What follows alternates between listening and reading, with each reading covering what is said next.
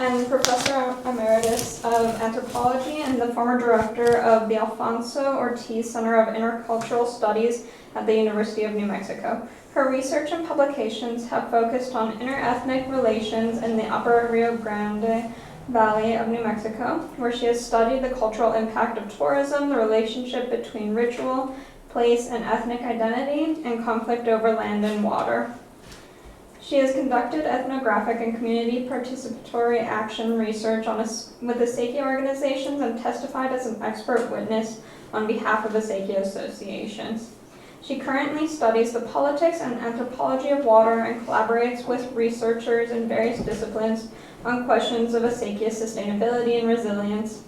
Her publications include popular and scholarly articles, book chapters, and 2 award-winning books, The Matachines Dance and Interethnic Relations in the Upper Rio Grande Valley, and Acequias, which we do have over there.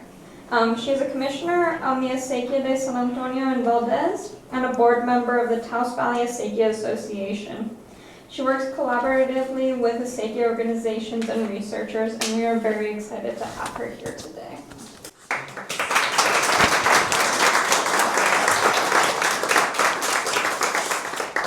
Thank you, and thank you for inviting me. Can you all hear me? Okay, it's an honor to be here, and thank you for coming. So I'm going to cover a lot of ground today, and there won't be a lot of time to dwell on things. I've got 50 slides. It's not textually dense, but there are some dense texts, and so I may breeze through them, but I can always revisit them during question and answers and answer questions.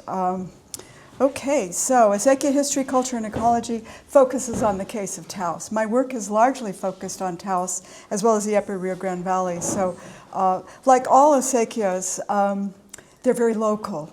There's a saying in Spanish that says, cada cabeza es un mundo, every head is a world. Well, cada acequia es un mundo too. So neighboring ditches may have very different, although they operate on the same principles, which I'll talk about, they may have very different personalities. And those personalities can change through time as the individual personalities who use the ditches and who govern them also change, something I've noticed over the years. Okay, let's see if I've got this right. Okay, so what is an acequia? Most obviously, it's a hand-dug canal, gravity-fed to deliver water, usually diverting water off of a stream into people's fields or orchards or other agricultural lands. It also refers to an association of water users, those who are members of the ditch, often called parciantes. In some communities, they're called parcientes. Excuse me, it varies. Also, it seems to me that an acequia is not just a thing and not an association. It's actually a process, which I think I'll talk about today. Running an acequia, operating an acequia, and maintaining it is a communal process. And that's very important part of seeing it as a dynamic action, agentive activity rather than just a thing. It's also, and I'll talk about this today, a moral economy, which is a whole system of norms and values that sustain autonomous agricultural activity. Okay, all of these, this is not necessarily sequential. These all interweave. I'm going to talk some about history and place, again, focused on Taos. Acequia culture and moral economy, ecology and the science of acequias and the conditions of acequias today, and those last, they all sort of interweave, really, so it's not quite sequential. I'll start just briefly. I'm not going to dwell on a lot of the history with the Spanish and then the Mexican land grants in New Mexico, which were often the locations in which the acequias were first dug. Although some acequias were dug, I think, not on land grants, but mostly they were, and of course the most famous the first acequias that we know of were dug in 1598 by no doubt coerced native labor in Oñate's colony, just outside of Española today. This is a scheme, and I see Sharon has a little book that has another one from the Etten Center. This is a drawing done by a friend and colleague, Arnie Valdez, who's from San Luis, that sort of identifies the different kinds of land and land use according to how it was laid out in a land grant. So depending, since acequias in northern New Mexico often cover more than one ecological zone, and the land grants enabled people to access resources in different zones. They went all the way from the riparian all the way up to the mountain. And of course, after Americanization, much of the common lands, which were in the monte, in the mountains, were lost to the federal government. But anyway, this is sort of generally the category of land use that is along an Acequia Valley. One of the interesting things about acequias, I think, historically, is that they come as a colonial, they're imposed as a colonial institution. And over the course of their history, they become, they evolve into a moral economy for managing water as a commons. From a very kind, although exactly how that happened and what the interface was, what I call the hydraulic horizon, those first two generations between the colonizers, the colonial settlers, and the neighboring Pueblo people, what was going on between them, we don't know. I don't think it's accessible directly, but it must have been incredible because clearly they learned, I mean, obviously coerced native labor was used. Eventually, acequieros had to dig their own, parciantes had to dig their own ditches, but the knowledge of the landscape that enabled people to know where the flow lines would be had to have been gleaned by people who had lived here for hundreds of years and knew the landscape intimately. But that's sort of lost, I think, not even available to a lot of archaeology, Vern, I'm afraid. So this is where I work. And this just shows Taos County, which is, of course, divided down the middle by the Rio Grande and by that 800-foot deep gorge, which is the second largest rift on the planet after Olduvai. It drops down. It's a very dramatic landscape. I'm sure you've all seen it. And all of these streams originate high in the mountains. They're snow-fed, run down canyons into this level area, into these little valleys, which are where the arable land is, and then ultimately discharge into confluence with the Rio Grande itself. This just briefly shows you the landscape of Taos in terms of land use. And what it basically shows you is that very little of the land in Taos is arable. The mountains on the right, there are now mostly federal lands.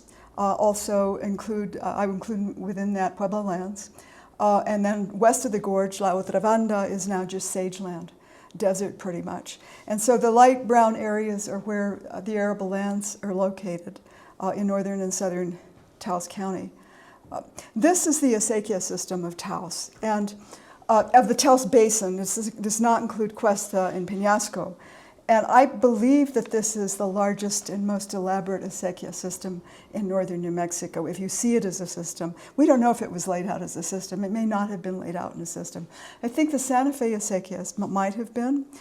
Dave Snow had a history that was commissioned, I think, by the town of Santa Fe, which I foolishly let go when I left Santa Fe, that showed that those acequias were mapped. No, I think there's only one active acequia in the town, right? And that's on Canyon Road. Are you a parciante? Are you Mr. Rambeau? Okay. Well, this talk There's 4 active.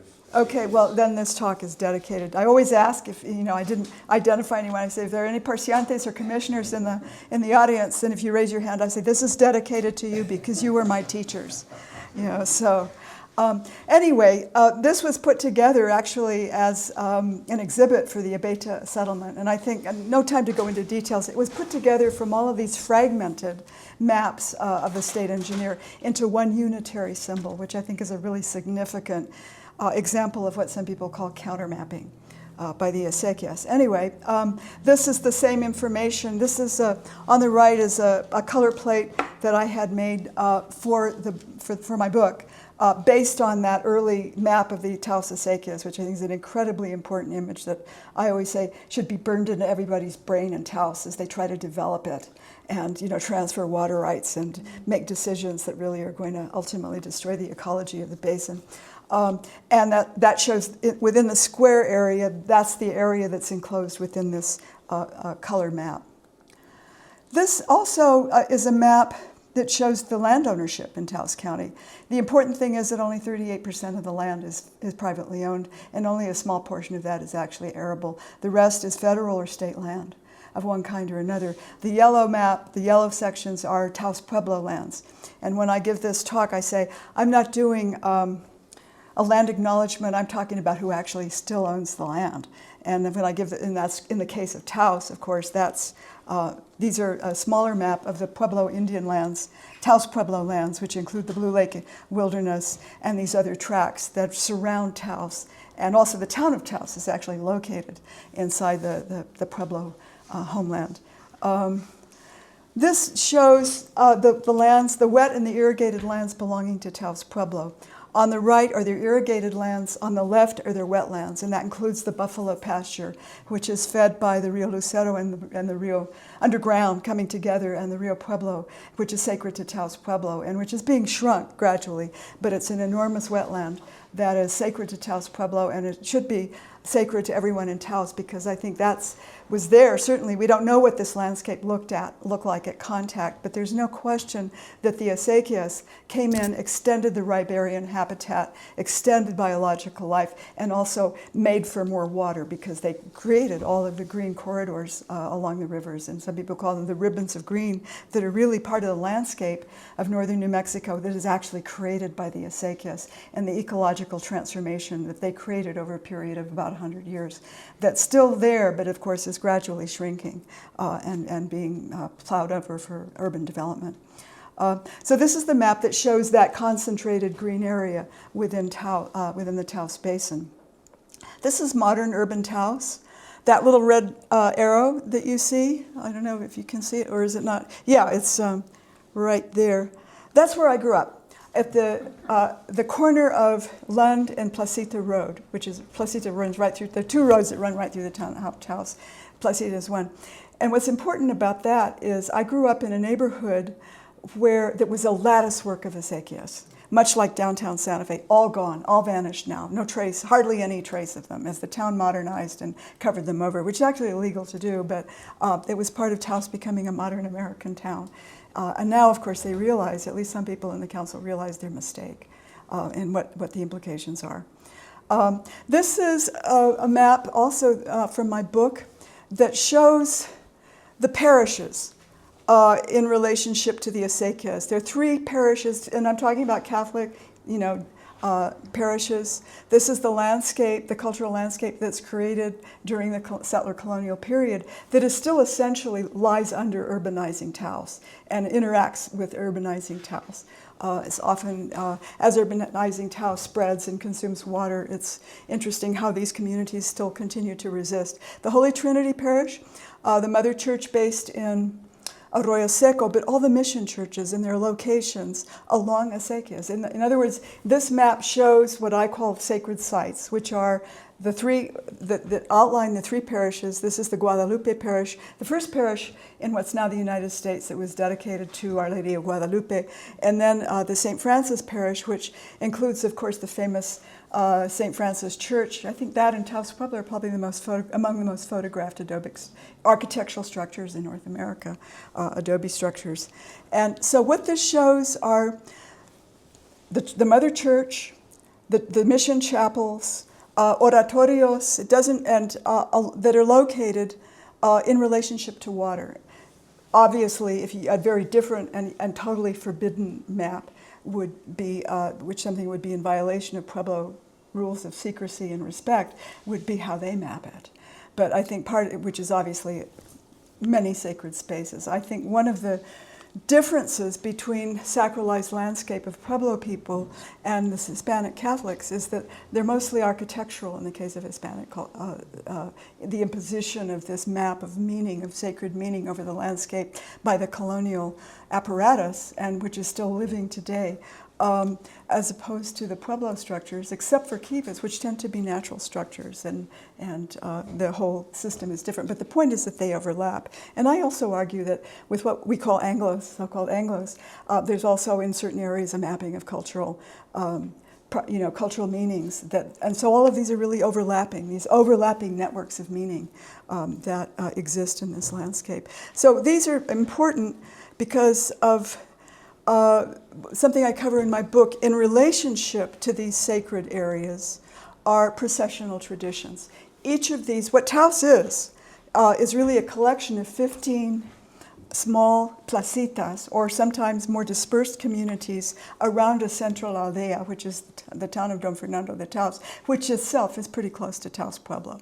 Obviously, they planted themselves as close to Taos Pueblo as they could get downstream in the case of Taos, although the town of Taos isn't the earliest settlement. But each of these communities has its own patron saint. So you have the chapel in a community which is dedicated to a particular saint. You have usually the acequias themselves, and of course all the agricultural fields and orchards and so forth. You have Camposantos, so the graveyards where people are buried. And in many of these communities, you also have moradas that may appear in the late early 19th century or late 19th century, which are chapter houses for the penitente brotherhood. And then also you have less, these are the permanent structures, architectural structures. There's also other structures that are erected, for example, for special ritual occasions, like processions, which extensive processions may have descansos where people stop and pray. And this, of course, you see on Good Friday with the Stations of the Cross being enacted and stuff. So one of the important things is that what I did here is, I show in each of these parishes a procession. This is from San Antonio or Valdez, where I live, which is a procession that takes place on the day of San Antonio, where people go down to the river, bless the waters, and come back. They have a mass. They go down, proceed down to the river, singing songs of praise, bless the waters, and then come back and have a community potluck in an escuela. In this escuelita. Okay, wait, hold on. I'm moving too fast here. This is La Loma Plaza, where my family comes from. This is San Isidro, which is covered in my book, which is based in Los Cordovas, which, interestingly, that chapel is located very close to the confluence of all the rivers. Not the Rio Hondo, which is its own watershed and has, connects to the Rio Grande, discharges into the Rio Grande further north. But all of these are tributaries of the Rio Pueblo, which runs right through Taos Pueblo. Its origin is Blue Lake, and runs through the town and into ranchitos, the communities of ranchitos, which are probably, at least according to Myra Ellen Jenkins, the earliest, among the earliest communities. And down here in the St. Francis Parish, this is actually a reservoir that was created in 1929 to store water during irrigation, but during Holy Week, for example, on Good Friday, there's a procession that leaves the church, stops at all the capillas in both ranchos and talpa, and where people pray, and then they enact the encuentro, which is part of the Passion, on the shore of this deposito here. Where there's no time to go into detail. But anyway, this shows, I think, what I'm arguing in a way is that this is a sacralized landscape. The irrigated landscape is the sacred landscape. It's marked by these structures and also by ritual activity, which is about also people's relationship to each other and to the landscape that they traverse. And I figured with 15 of these communities and at least 2 or 3 processions being performed every year, you've got a lot of processional activity going on. People talk often about the pueblos are always praying, because for weather and stuff. Well, I'll tell you, these folks are all also praying all the time. But with gentrification and real estate changes, obviously territory through which people can freely process changes with fences and with properties and people. I don't want those people on my land or whatever. So it's like you have to have a certain cultural context in order, which is inscribed on the landscape, in order for the processional traditions to continue freely. Okay, Acequia governance and moral economy. As I said, a moral economy is a kind of system, and this is an idea that came out of an anthropologist who was working in Southeast Asia with peasant peoples, but it was borrowed and now used, and it certainly applies to many kinds of, not just peasant, but communities that manage some kind of common pool resource through cooperation. And there, in the Acequia culture, the characteristics, the features of the moral economy include respeto, which is respect, confianza, which is trust. Both of these terms translate imperfectly into English. They have a lot more connotation in Spanish. mutualismo or mutualism, mutual help.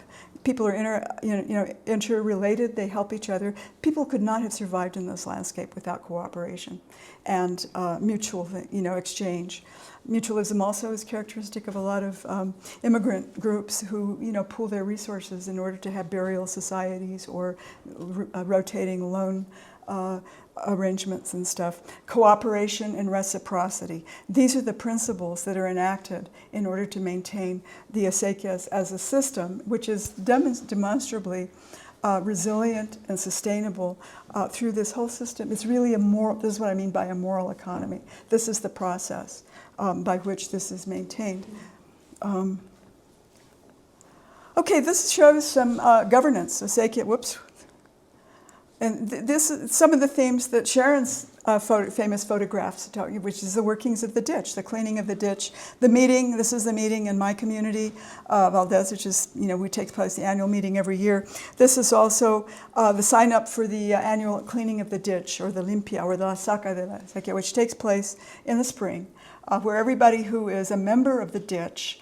If you're a member of the ditch, you have several obligations. First of all, you have to keep your own laterals clean, especially if your neighbors need laterals to get their own water. You pay dues, annual dues, which can vary, and then you contribute labor to the maintenance of the ditch. And if you can't, you pay to send a peon to work in your place. And so young men, and now yet later young women, learn the ditch from a very early age by going to the limpia. And so they're signing up here. And then, of course, you have to obey the rules of the ditch and, take the water when the mayordomo says you can have the water. It's a very simple system, but it works. I'm not to say that this is all works with like a well-oiled machine all of the time. But one of the things I think is important about the acequias, because if you talk to people on acequias, they're mostly going to bitch and moan about how it's not working right, and people are stealing the water, and the mayordomo is serving his own interests or whatever. But the thing to me that's significant about this is their outrage is, first of all, maybe they're not getting the water that they want, but they know what the rules are, and they know when they're being broken. And this is the internalized moral economy, which I think is learned through a variety of sources, including prayers and ritual. Which I talk about in my book. This is the famous cleaning of the ditch, the annual cleaning of the ditch, which is decided usually, in our case, at the meeting when it's going to be. And you saw the mayordomo signing people up to show that you've come, and you get credit for doing that. This is also, I think, for journalists and photographers, the all-time favorite thing. They all turn up and show up, can I photograph your limpia? So it's a very picturesque kind of activity that takes place. And so you see, in a community, all trucks, people's cars parked along the road where people are cleaning the ditch. One of the characteristics, I think, of these small-scale farmer-managed autonomous irrigation systems that you find all over the world are these principles, which I'll talk about in a minute, that really are the principles of the moral economy. But another part is ritual. They all have some kind of ritual activity attached to them. And so, I talk about procession, but also like the limpia, which is you could say a sacred ritual. The Pueblos also do limpias, but they do it in their own way. They took on the acequias, but they manage them in their own way. And so there's, again, each community has its own features and ways of operating, but clearly the acequias were taken into the Pueblos, are used by the Pueblos according to their old rules of management and governance, which are quite different and not well known, I think, outside the Pueblos themselves. And they often do cleaning with ritual activity and prayer as well. Okay, this is when, after the limpia, the big thing is they clean the ditch and then they turn on the water. And the water runs down. And Crawford has a section in his book about the thrill of that first water, hissing down the ditch, the dry ditch. And people here stand with pitchforks and stuff to clean off the debris that it rushes down with it. And that's one of my gurus who's there irrigating. Irrigation looks really simple, looks really effortless, but actually. It's a really hard thing to do, and it requires a lot of skill. I think there's no such thing as unskilled labor. I think the term unskilled labor is actually a slander on people who physical labor. And so I can barely do it myself anymore because it takes a lot of strength and a lot of stamina. And you'll see these often men standing sort of on their shovel hardly moving. And it seems to me the more effortless it seems, the more skilled they are. But of course, people sort of say, oh, no, it's not. It's nothing. Anybody can do it. Use your common sense, Sylvia. Just let the water tell you where it wants to go. Which sounds very Zen, right? But the whole thing is getting the water where it doesn't want to go is the trick, which is that part of your field that never gets enough water. Okay, this is the moral economy operating principles. There was an anthropologist, and I'll talk a little bit in a minute about Elinor Ostrom, whose work is tremendously important to the understanding of how common pool resources are managed by community effort, and that all observe many of the same principles.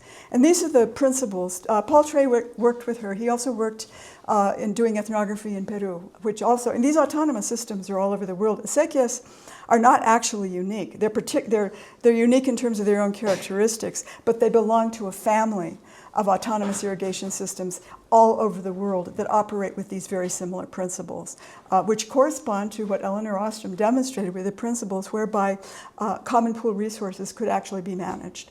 Autonomy, and most of these irrigation systems, including in New Mexico, of course, they're autonomous only in the local sense because, of course, they're under state statute.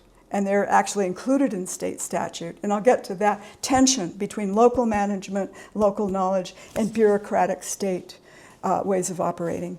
Alternation, you take turns. And the mayordomo is the ditch boss who's elected by the members today, along with commissioners, 3 commissioners, who sort of oversee what the mayordomo does. And together they manage the ditch and govern the ditch according to these principles. So alternation, you take turns. And that may change, how it's done, how it plays out, depends on the community. Crawford talks about tiempos that are described on pieces of paper. It's done differently. Uniformity. In other words, this is done pretty much the same way in every community. It follows the same principles. Contiguity.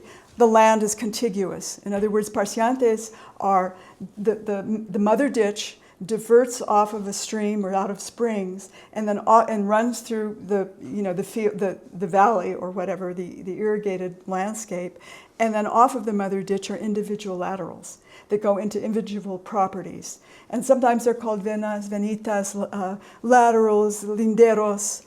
They're different terms, but this is a system. It's sort of like the continuous sacralization of processional landscape. You have to have properties that are near each other for this to be sustained. So contiguity, proportionality, you get as much water as you have it rights to, depending on what your acreage is, and how that if you observe and pay, and if you have more land that's irrigated, you contribute more labor to the ditch, and you pay a higher fee, whatever your annual dues will be. Transparency. Everybody's arranged along the same system, so if somebody's taking the water and cheating, you can spot it. That's what I mean. It's like something that everyone can sort of take account of. Oh, here, okay. Boundary maintenance. People defend their boundaries. What's going on here? Oh, okay. Direct feedback. You get direct feedback. Valencia, the whole system of irrigation in the huertas of Valencia, where they have, I think every Tuesday at noon or something, they have a court of hombres buenos who will deliver. People will come with that and complain. These huertas, it's a relative of the acequia system. They both have the same probably ancestors, which is actually Arabic. From the Middle East. And so much of the vocabulary, of course, is Arabic, like the word acequia itself, noria, agua. These are words that are derived from the Arabic. But you get direct feedback at that. You get sometimes less direct feedback here. So if there's a violation, it's pronounced instantly. You've got to stop doing that. If you don't follow the rules, you don't pay your dues, you don't get the water. And if you steal the water, these days, it's not direct feedback necessarily, but that's sort of the idea. Pretty quickly if somebody's stealing the water. And then graduated sanctions. If you keep breaking the rules, then things get more serious. This is, today, I think, still operating. This is the interlocking relationship between these institutions in these settlements, like those around Taos, probably like Cerrito, where you have the acequia, you have a land grant. In many cases, the state of the land grants varies from one community to another. not that many communities have intact operating land grants. They have land grants that they may have lost. And in Taos, we have, three, but they all each have different histories. But it's an operate which includes the common lands, what's left of the common lands. In some cases, you have Merced committees or councils that don't really have any land. But in my community in Valdez, where I live now, they do. They have an operating land. So these are all the same people. If there's a morada or an hermano chapter house, they're all the same people. And then I think in the modern world, the mutual domestic water associations, which come in the 20s, in rural areas all over the country. And I think what this is important about mutual domestics, like the Acequias, is that people know where their water comes from. And the mutual domestics are on the verge in the Taos of being sort of consolidated, but they operate autonomously right now, largely by volunteer, but increasingly by paid supervision, because the bureaucratic requirements and the administrative requirements for operating these water systems, as well as for the Acequias, are constantly being expanded by the state. But they're all interrelated, I think, and they interact in some communities, as in Valdez and San Antonio. So these are interrelated, same people, institutions that all depend on same principles of this kind of moral economy.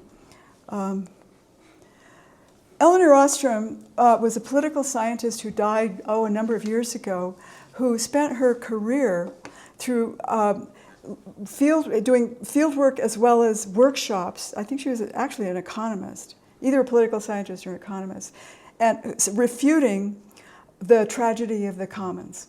The theory, basically, that Harding's theory of tragedy of the commons, which argued basically that if you have a common pool resource, it will eventually get plundered by individual self-interest, that it will be destroyed by the people who use it out of individual self-interest. And therefore, the only way to really manage a common pool resource is either by a corporation or by the state.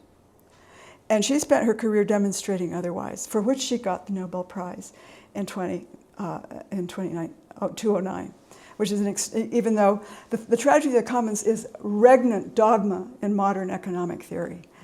So her work was very important. And this is building trust in one another and developing institutional rules that are well matched to the ecological systems being used are of central importance for solving social dilemmas. This is a quote from a guy who also worked in Peru, Gellis, who observed that irrigation politics in widely diverse settings, such as Bali in Peru, where you also have these, and the Balinese is perhaps the most elaborate, but it is a very similar system. Well, it's much more elaborate, and the ritual component is much more elaborated. And they have the subaks, which are the irrigation associations. The whole island at one time was an incredible system of temples and water release. But all of these systems must be understood in terms of conflict between bureaucratic and local forms of understanding. For example, the indigenous people of the Andes had irrigation systems that predated Inca Empire. The Inca then took it over, and then of course when the Spanish colonial institutions came, they then took it over. So you often have these layers. But these early systems were very locally developed. And there's some thought, they also sort of refute the theory that you need a centralized bureaucratic state in order to manage irrigation. I think these autonomous irrigation systems demonstrate otherwise, although they operate historically under these imposed imperial and bureaucratic structures that often incorporate them because nobody does it better than the locals in terms of actually managing the water and getting water over the landscape.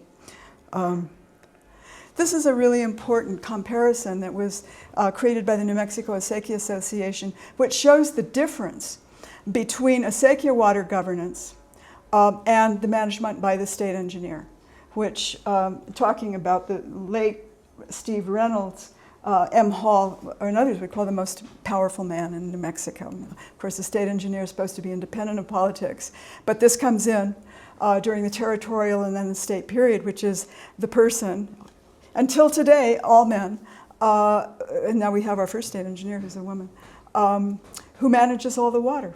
And so according to these principles, that are extremely important. So one of the things that happens with the imposition of Western U.S. water law is historically and traditionally, water goes with the land. The idea of somehow separating the water from the land as a separate commodity comes in with the American system. So water then becomes transferable. So you can actually sell your water rights off your land. This turns water into commodity. And it also makes it so that you can transfer, that means you stop irrigating on your land, the water is transferred usually to somebody in the same system who then can take that water out of either out of the ditch. Also, the notion that water rights are determined locally rather than by the state bureaucracy. Self-governance by local community-led leaders, decisions by a centralized bureaucracy. Repartimiento, which is sharing the water in times of, how you divide the water on a stream, and then also during times of scarcity, how you actually divide the water during times of, when there isn't enough water to go around, which is the repartimiento, which is sharing the water, as opposed to priority rights, first in time, which comes in with mining law, which means if you have the oldest water rights in times of scarcity, legally you can take it all. Which you can think about in an environment like this, and particularly at a time when we're seeing aridification, it wouldn't have been sustainable on any kind of population scale, certainly like we see historically, in modern times. It's just not a sustain. And now, of course, the people who are worrying about the Colorado River and the state engineer and all of the water people are worried, hey, priority rights isn't going to work. Let's thought about water sharing again. And of course, they're facing that on the Colorado now. So here we get to the San Juan Chama project. Of course, you have your own case here, which is AMOT, that involves several pueblos and Santa Fe and Poake. In Taos, it's the Abeta. What this state, which is actually triggers this, is the importation of Colorado River water, which does not run through the state of New Mexico, into the state, importing water from the Colorado River into New Mexico via a system of piping across the Continental Divide and storing it in reservoirs so it can be released into the Rio Grande on a whole principle of offsets, which triggered the water rights adjudications because it brought new water into New Mexico. All water in New Mexico also is already over-allocated. So in some sense, you have all the makings of a zero-sum game, enhanced, of course, by Western water law, right? And so to bring in San Juan Chama water allowed growth along the Rio Grande corridor. In other words, the growth of Santa Fe, excuse me, and Albuquerque depends on bringing in water imported. And since you brought in new water, so new water, it triggered the adjudications, which pits off senior against all junior claimants, starting, of course, with the Pueblos, whose rights go back to time immemorial. No time to go into that, but it's enormously impactful, particularly as we'll see, because the Colorado River is now going dry. So we get 11% of our basins, the lower basins, or upper basin, I guess. They divided the Colorado River Pact divided the water of the Colorado River among western states. New Mexico got its 11%. Then the San Juan Chama diversion project was created to bring new water into the Rio Grande, triggering a beta and AMOT and the Middle Rio Grande Conservancy District. They still can't get around to adjudicating it because they think it's actually possible. So we're getting to modern times, of course. This is a cartoon that was in the Taos News a number of years ago about developers. And the fact is, since all the water's allocated, if you build a subdivision or if you build, if you want to grow, you have to get your water from somewhere. And since it's already allocated, you have to buy some water from somebody else. This is what water brokers do. And you want to go after the earliest water rights. And of course, the earliest water rights are not alienable because they belong to the tribes, which are held in trust by the federal government. And we'll see how far sovereignty goes as the state dries up and as the West dries up. But anyway, that's a whole other matter. But anyway, so if you want to build a subdivision or a condominium or sustain growth, you have to go after that water. And again, this refers to a change that was made a few years ago that gave more power to local communities to have some say into the transfer of water rights. Because when you transfer water rights off the ditch, there's less water, but there's also less labor to maintain the ditch. So this network of interconnection, of reciprocity and mutualism is slowly eaten away, one cut at a time. And this is another thing, of course, that we see here, the saying, water runs uphill to money, which, of course, we see everywhere. Another one, of course, is that you hear that Fleck tries to, John Fleck in his books argue against that, whiskey is for drinking, water is for fighting here in the West. Because the whole story of Acequias is, yeah, there's plenty of fighting that has gone on and argument and dickering in order to have a reparto. It's like making sausage. As I see it up close and personal now, more than I had at the time that I wrote my book, it can get pretty rough, but people know that the principle of sharing is really important, and they've got to do it. And that's not easy. In fact, I have a theory, which is, based on my own observation, is that there's an inverse relationship between surface water and testosterone. Yeah. And in times of scarcity, you see that being played out. Okay, and what's happened in the last, triggered actually by development, but also by the San Juan Chama Diversion Project, were grassroots mobilizations around water issues. And Taos is another, not just Taos, there are Espanol, there are other areas where what happened, starting really in the 70s, is that as development continues and there's this real estate movement, people need more water, is people trying to transfer water rights off of acequias or have developments that will massively impact the acequia system. Indian Camp Dam was a case that was supposed to store San Juan Chama water in the up above the San Francisco Parish, which is contiguous with the Rio Grande del Rancho watershed. They're completely contiguous, whereas the other parishes sort of overlap with watersheds. But anyway, that was the inspiration for John Nichols' book, The Milagro Beanfield War. I just watched that movie recently, and it was sort of interesting to see. It's got a cult following now, kind of. Anyway, Indian Camp Dam, what meant was that acequias within the river system began, each of these is an independent entity, right? That is dependent on the same river, but they operate autonomously. Beginning to form alliances within a stream system and then across stream systems. And so this begins to happen in the 70s in order to protect their interests. And one of the things that's interesting, of course, traditional descendants of the settler colonial mestizo people were the people who's in, I've never seen mobilization among them unless their water supply is somehow threatened, joined by newcomers, sometimes hippie environmentalists. It's an uneasy alliance, and they have different ways of reading and understanding the environment. But I think these alliances are interesting to watch, and I've been watching them over the years. Another, of course, is the Valcandez Condor War, which I'll show you in a minute. The water rights adjudications trigger also the formation of these coalitions within watersheds and across watersheds. So you eventually get from these very local stream coalitions larger. And so the Taos Valley Acequia Association, which was founded in 1986, basically to coordinate the acequia response to the water right adjudication, the case known as Abeta, which pits the interests of Taos Pueblo off against all junior claimants, starting with the acequias. So if Pueblo rights cannot be alienated, the next most precious water rights are the acequias, who are the earliest. And each one has their own priority date, and people argue about what the priority dates are. So that means that water brokers want to go after those acequia water rights. So you could say that the most precious water rights in New Mexico, or in northern New Mexico, are owned by the two poorest populations. Then the New Mexico Acequia Association, which is founded in 1989, which is based here in Santa Fe, and was indirectly triggered by the adjudications, but has a much broader reach in terms of water politics.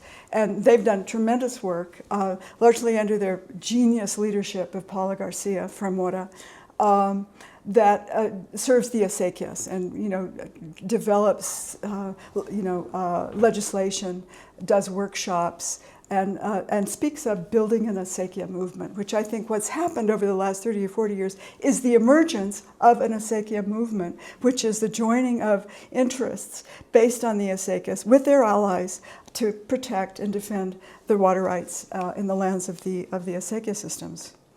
So these are some of the activism that I've seen in my work. 1980s water-based activism. This was the first ever picket line at Taos Valley on the last day of the ski season over the pollution of the river by a faulty, flawed, and overburdened sewage treatment plant. The downriver Acequias, with some of their allies, mobilized to, and that's a whole long story, and I've written about that in some detail, but this is what's significant is that nobody had seen this before. And the Forest Service was there photographing everybody, it was a shocker. And I think for that, that's one of the reasons I think that Taos Valley, which is of course now a resort city for the 1% in the making, pays some attention to its PR because of the people downstream. And this was a funeral that was conducted that day. There was a funeral procession all the way from Arroyo Seco up Twining Canyon to Taos Valley. That was a funeral procession for the Rio Hondo. And this is like 40 years ago here. And then, of course, I've written in detail about the 1981-82 Valdez Condo War. Somebody wanted to build a huge condominium in the upper valley of Valdez, and they had to start with a water rights transfer. From the ditch, the San Antonio ditch, to underground so that they could pipe up the water for swimming pools and to feed this subdivision. And the people of Valdez and their neighbors rose up and kept it from happening. And it was a very dramatic thing. There was a procession through town. And one of the things I want to point out, this was also unprecedented in Taos. They also picketed the business of the family of the young man who wanted to create the subdivision. I say, they won the war, but they won the battle, but we're sort of losing the war. But notice the similarity. I didn't really show you any real procession photos. This is like a religious procession. It's a protest march, but the banners are carried almost like the banners of the saints. And this isn't intentional. And this was put up. The part of the protest in Valdez was that the people of Valdez, and I'm talking grassroots across generations, people, long-standing paseantes, including their kids, put signs up all over the valley. And this was one of the most interesting one, which says commandments against condos. Thou shalt not build condos. Thou shalt not pollute our water. Thou shalt not respect our way of life. Thou shalt not pollute our land. Thou shalt not covet our land and water. Thou shalt not steal what belongs to our children. Thou shalt not kill our valley. Also in religious terms.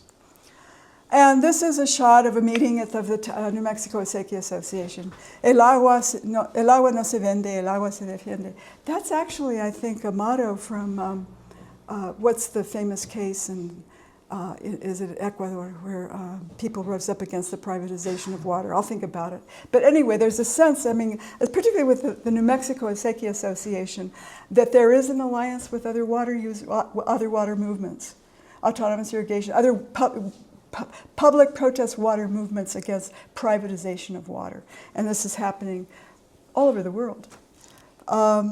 This is a map developed by the Acequia Association, New Mexico Acequia Association, that shows different kinds of organizations, Acequia organizations that are organized and belong to the New Mexico Acequia Association, which is a state, unlike the Taos Valley, which is just the Valley of Taos. New Mexico Acequia Association encompasses the state.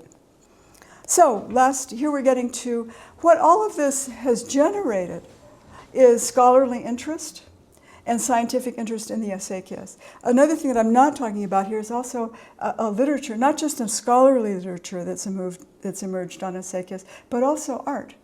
Songs, paintings, rituals, sometimes traditional, sometimes reinvented traditions that are part of this flowering of acequia mobilization.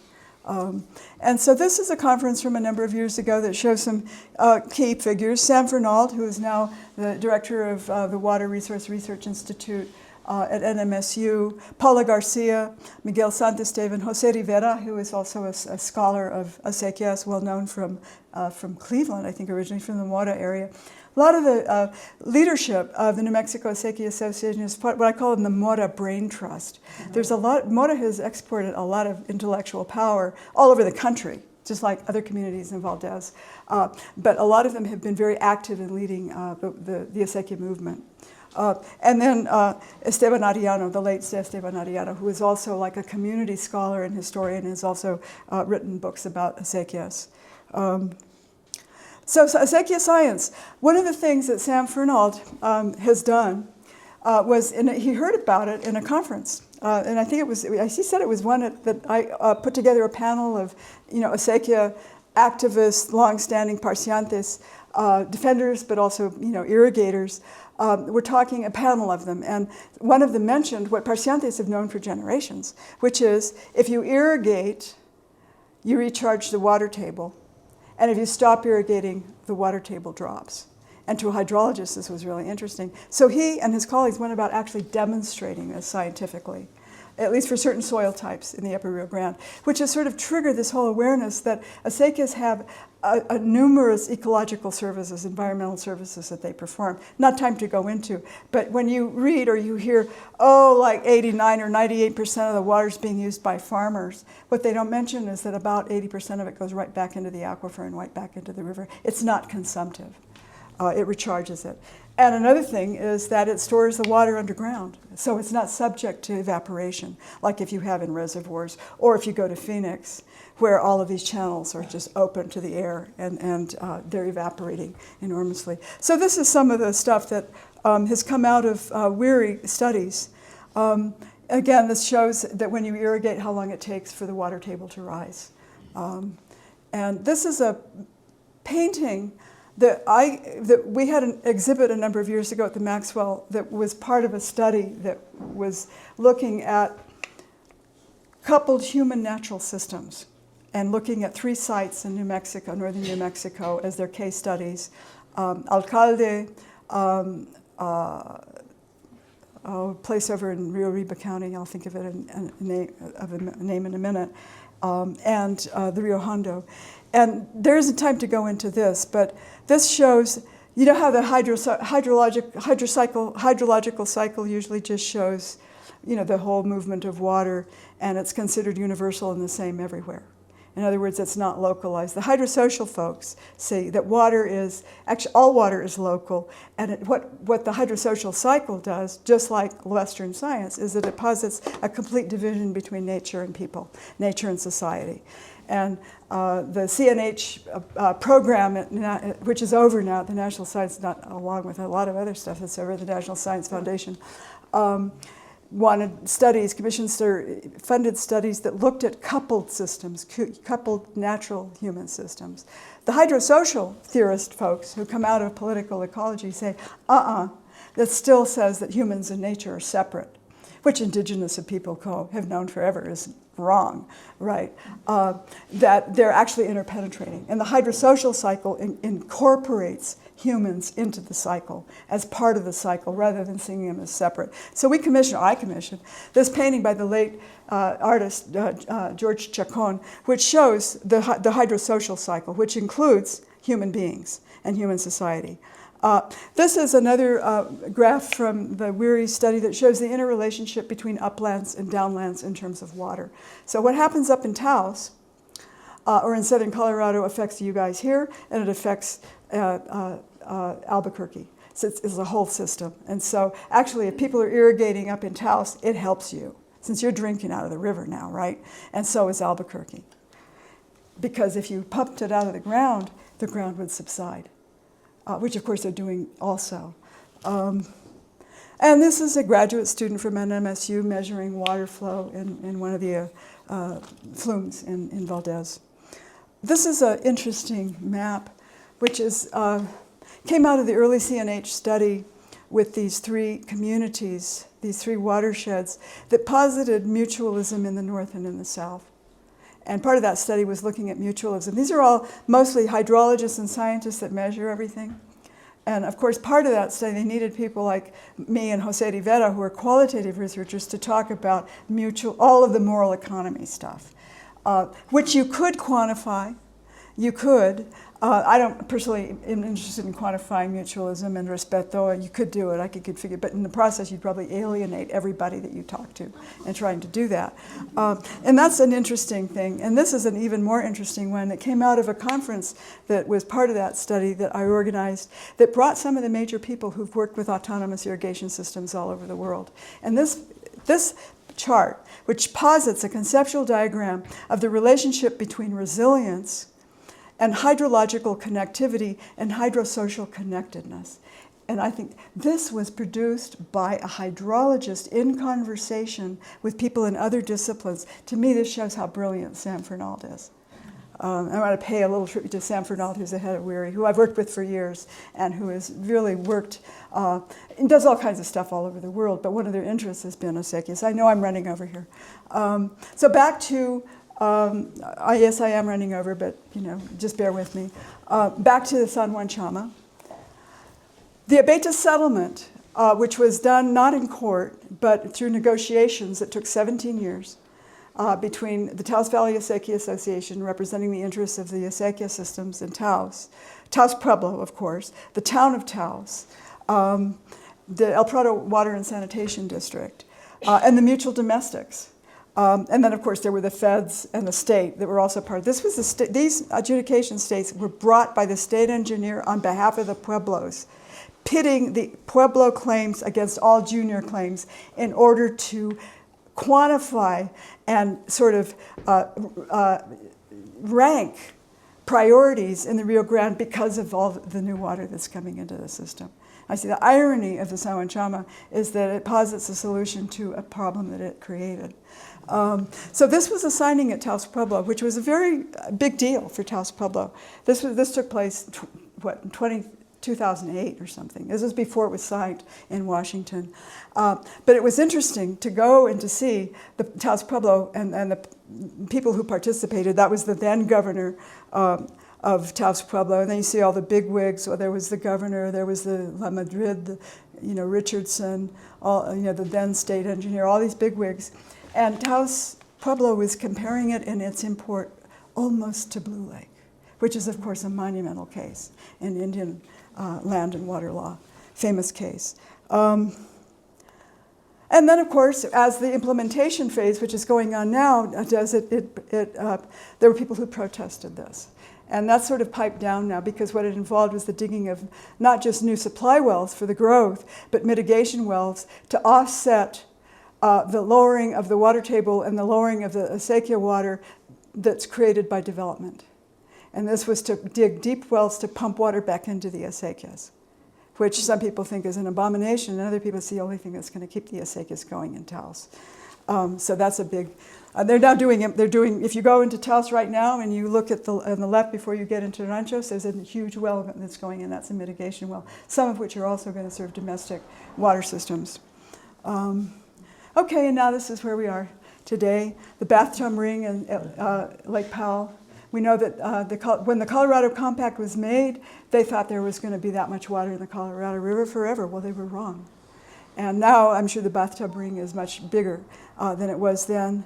The Colorado River is drying up, and the states are dickering. They have to come to some kind of agreement of how they're going to cut back. And this is happening as we speak. And then, of course, we have our own battle with Texas. So today our conditions are mega drought, climate change, the water market, urbanization and gentrification, cannabis farming, which is having an impact because it's very water intensive. And some of them are in towns, but they're, like towns. I mean, on every corner, I never thought I would live to say the day, when on every corner in Taos you can buy marijuana, and who's growing it? They're sometimes in towns, with these, they're in Quonset huts with, it's like a federal prison with, with lights and fences all around. But in some cases, and that's underground, that's using groundwater, which has to come from somewhere. I mean, every time you take groundwater, you're lowering the table, right? And San Juan Chama water, there are people who are using San Juan Chama water in Taos, but that's not being balanced by the release of San Juan Chama water by the reservoirs. It's coming out of the ground. And that's going to, so that's an interesting development. Attrition, people move away, people get too old. They're not keeping up their water rights. They're not keeping up their acequias. COVID. The impact. A lot of the meetings went to Zoom. Well, there's a lot of folks who are really important on the dishes who don't even have computers. And the receding of community spaces. For example, in Taos, the priests stopped giving Mass in the missions. And after COVID, they haven't started it up again. And they say, well, we don't have enough priests. Oh, I wonder why. But anyway, that it's also a receding of public space. And I think that's happened, and I don't think that's, maybe it's mine. Anyway, you see that everywhere. You see that in urban settings too. The receding of public space, places where people have gathered. The impact of COVID is not fully felt yet. And then, of course, there's other stuff happening, right, that's also affecting how people interact. So I'll just end with this quote from Ostrom, also from her Nobel address, but which takes on new meaning, I think, in today's America. Extensive empirical research leads me to argue that a core goal of public policy should be to facilitate the development of institutions that bring out the best in humans. We need to ask how diverse polycentric institutions help or hinder the innovativeness, learning, adapting, trustworthiness, levels of cooperation of participants, and the achievement of more effective, equitable, sustainable outcomes at multiple scales. And what I often end with, which I wasn't going to do online or on the PowerPoint, which I'll say, what do acequias have to teach the survivors of ecological collapse? That's to think about. Okay, I know I ran over, I know I talked too much, but anyway, are there any questions?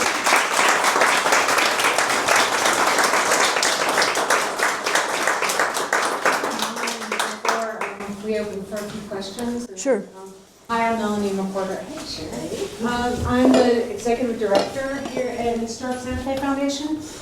If you want to know more about this as well, we did put the YouTube talk for Jesse Roach, who is the Public Works Department head. He gave an amazing talk that deals with some of the themes that she was speaking of. Starting from, where all of our water comes from up above in the mountains and in the Buckman diversion, and then some of the upper dams too. And that talk is on our YouTube page, and it's free for you to view.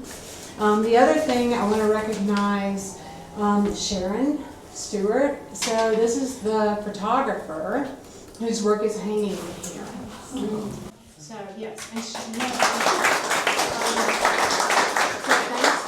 for doing this, and also for recommending Sylvia for this fantastic. Thank you, Sharon. Yeah. Thank you. And then I'm going to hand out a few of these. This, Jesse, if you forget Jesse's, it was in July, on July 24th. It's called Past, Present, and Future Use of Water in Santa Fe. So this is some of our summer events and a few of our fall. We're doing a dinner with Sharon and Arciela Chapa for her Acequia film. And the dinner will show the film. We'll have food here, some wine and food. We'll start with the food and the beverages, and then we'll show the film. The screening's about an hour. And then Sharon will do a presentation on this work, and then we will do a little break for dessert and more drinks if you want. And then we'll have a Q&A with the two of them. And that's noted on here too, that's September 18th. So I'm going to pass these around and hand them out to you all. Whoever wants to take one, you're welcome to take them. And if you join as a member, you do get to come to these events at no charge too. So if you did pay your $10, and Julia didn't mention that, if you sign up today, we'll give you a little credit towards your membership.